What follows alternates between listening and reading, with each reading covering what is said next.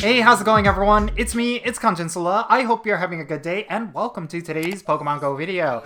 Alright, so I made a mistake. I stated that the Go Tour event was going to be really hype, and I was completely wrong. It was pretty much lackluster. It was exactly how a lot of people predicted it would go down, and I am very disappointed by it. But I still had some fun during the event, don't get me wrong, but I felt like there was a lot of things that were lacking, and I wanted to talk about it here. Most of what I'm going to be talking about was already mentioned in the vlog video that I made for the Go Tour event, but I kind of wanted to elaborate a little bit more based on my experiences after completing both days of the Go Tour event. I just felt like there was a lot of things that Niantic could do to improve this event moving forward, and yeah, I think they made a lot of missteps. I think there were some decisions that were made that really hampered the player experience, and it probably also cut into their own revenue. So first, let's talk about boosted shiny rates, or the lack thereof. In case you didn't know, during the global Sinnoh Go Tour event, there was no boosted shiny rates for a majority of the Pokemon. I think there was only a boosted rate for the starter Pokemon that were spawning, but aside from them, you weren't really going to be getting any shinies during this event, no matter how much you catch. Yeah, you might come across one or two shinies, but overall, it was not going to be a shiny hunt, and I felt like that was a huge misstep. I mentioned this in my vlog video, but I feel like Niantic doesn't realize that people will actually spend money for boosted shiny rates. Like, if they offered a premium track or some sort of special ticket that would increase the shiny rate for every Pokemon that you come across, I think that would have sold really well, and Niantic basically missed out on a lot of free money. I think what they were doing is banking on egg hatching and raiding, which naturally it makes sense because those are the two areas where there was a lot more offerings to the average player, but I feel like people were expecting a shiny hunt. That's kind of what they expect when it comes to these sort of events. It was kind of the precedent that was set with the Kanto and Johto Tour event, and for Niantic to go away from that model is something that a lot of players are not going to be happy with.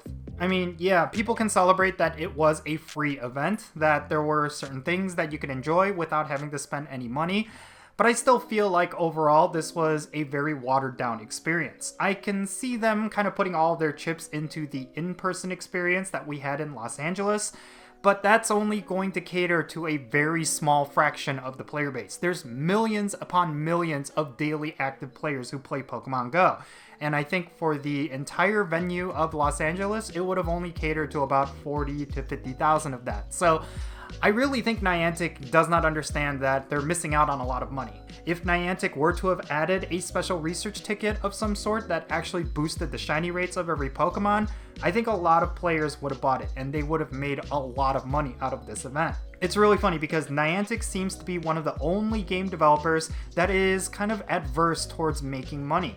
Like last year when they nerfed remote raid passes, they saw a huge dip in revenue, and then this year with the Go Tour event, they did not offer any kind of premium track outside of some raid passes as well as egg hatching passes. From a business point, I just don't think that was the right decision because, yeah, I think players wanted a special event and they were willing to pay for it. Every single player that I talked to, they said that they were disappointed that there was no sort of special research ticket that they could have bought that would have boosted the shiny rates for their account.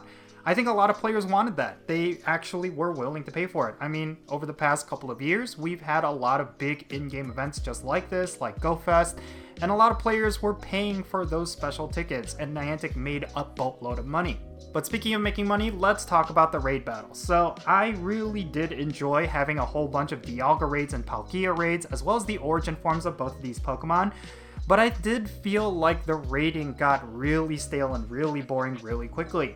The reason for that is because it only featured these two Pokemon in legendary raids, and I thought that was the wrong move. There are so many incredible legendaries in the Sinnoh region, and I do think Niantic would have made a lot more money if they offered different Pokemon aside from just Dialgas and Palkias. One person that I was raiding with, they were very disappointed that there was no Giratina origin form or altered forms in raid battles during the event. Sure, we did have them for a day over this past week, but I feel like if they were part of the raid rotation during this 2-day event, then there would have been a lot more people raiding for those Pokemon. I did see a lot of players who did not simply care about Palkia and Dialga because both of those are very PvP centric and they don't necessarily care about PvP. So they were pretty much one and done with the origin forms and then they stopped raiding.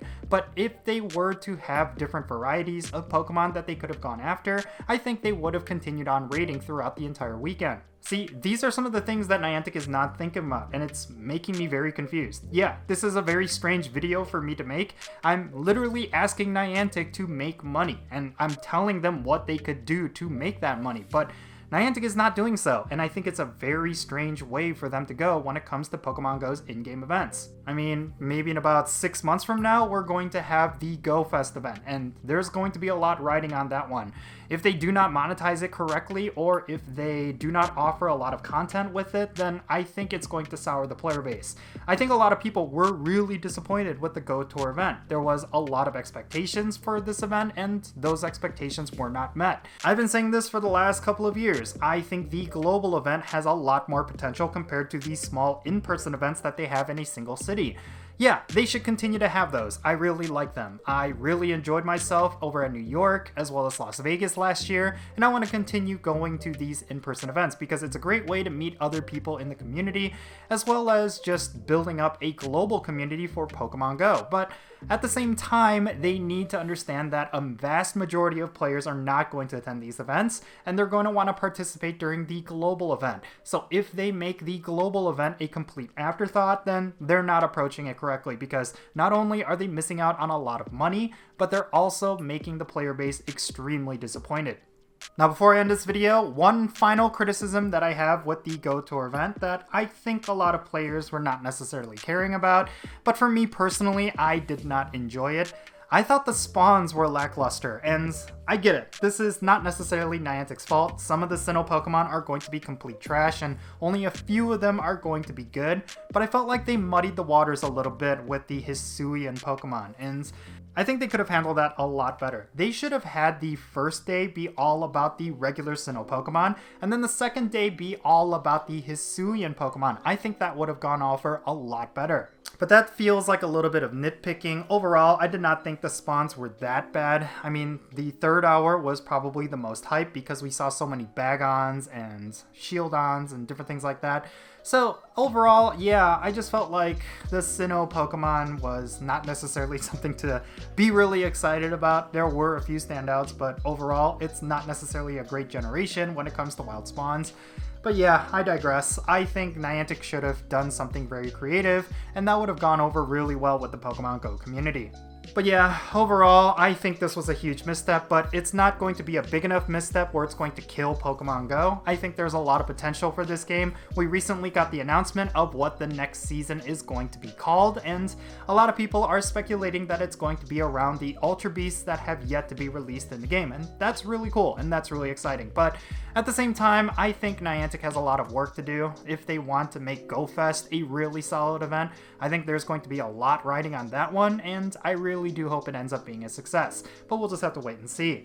But in any case, yeah, that's going to be it for this video. I just wanted to share my thoughts regarding the Go Tour event. A lot of these thoughts were shared by the Pokemon Go community, but I know there's going to be some people out there who completely disagree with me, and I would love to know why. So make sure you share your comments down below so that we can have a great discussion. And thank you so much for making it to this point in the video. If you ended up enjoying it, make sure you hit that like button and subscribe if it's your first time here.